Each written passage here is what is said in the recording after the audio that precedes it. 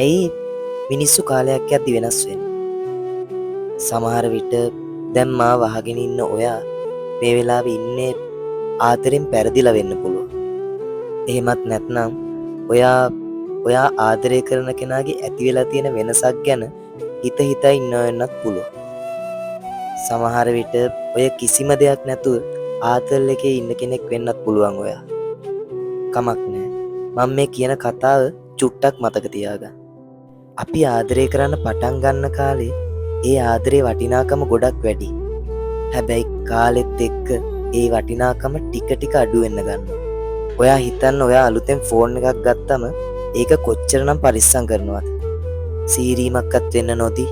හැබැයි ෆෝන් එක අරගෙන මාස 3-4ක් ගත වෙද්දී ඔයා අර මුල් කාලේ දුන්න වටිනාකම ඒ ෆෝන් එකට දෙනවද? ඉතින් ඒ වගේ තමයි. අර කතාවට උනත් කියන්නේ මලක් උනත් අයිති වෙන්න ඕනේ මලේ වටිනාකම දන්න කෙනෙක්ට කියලා.